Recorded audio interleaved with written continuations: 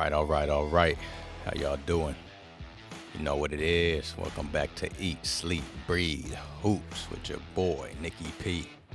One more time, man. I know some of y'all caught that game. Some of y'all might catch the replay.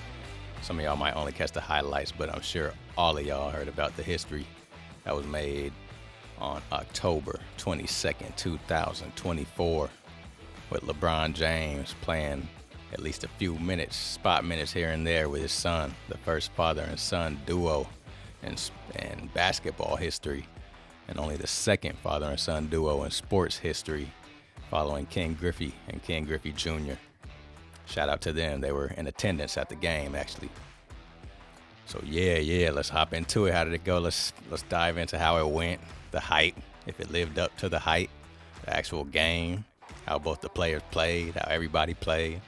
But yeah, man, the intro with LeBron and his son jumping, checking in together at the scores table, man, that's going to be a timeless picture right there.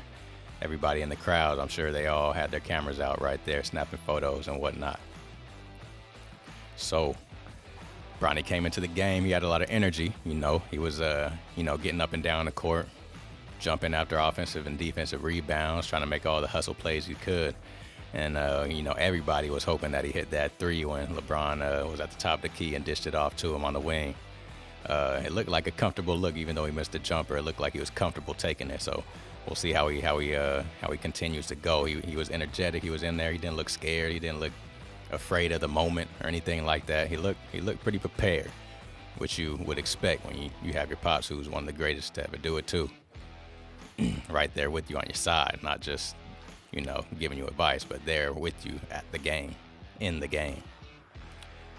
That must have been a great experience for both of them. I'm sure LeBron was probably holding back emotions, playing with his son, hooping with his son out there in the NBA, and I'm sure Bronny was trying not to overthink it and think too much about it, and just, treat it like a game, like he's just going out there to go hoop, which is what he looked like. Even though he didn't play too much, he looked, like I mentioned, he looked pretty comfortable out there. So we'll see how the young buck continues to develop.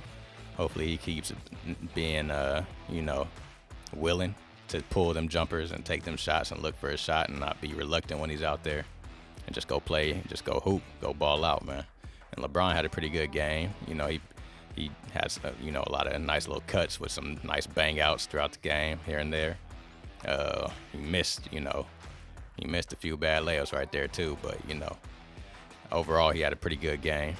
The player of the game was obviously AD. He was balling out of control, man. I forget what his numbers was, but he was hitting mid-range, getting to the rack, on the offensive glass, on the defensive paint, clearing the paint, blocking.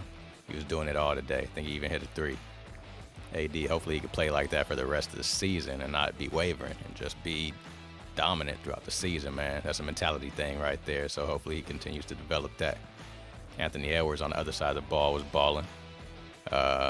He had a couple moments where he was struggling here and there, but overall his numbers were good, and he just needs a little help out there. Needs to gel with his new teammates. Julius Randle needs to get his feet wet and continue to get comfortable playing with AE.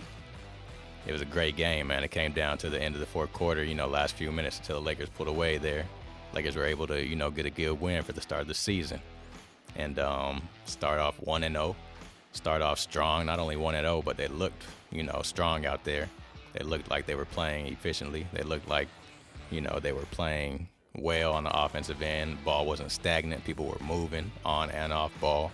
Defensively, Cats was out there hustling and not just giving up wide open layups here and there and wide open lanes to the basket, unlike the T-Wolves, who were giving that open throughout the entirety of the game. So, Lakers got a good one. Bronny got to hoop with his pops and made history. Shout out to LeBron James and Bronny James, man, for making history, and hopefully they can make some more history throughout the season and make it even more meaningful. Once again, this is your boy Nicky P.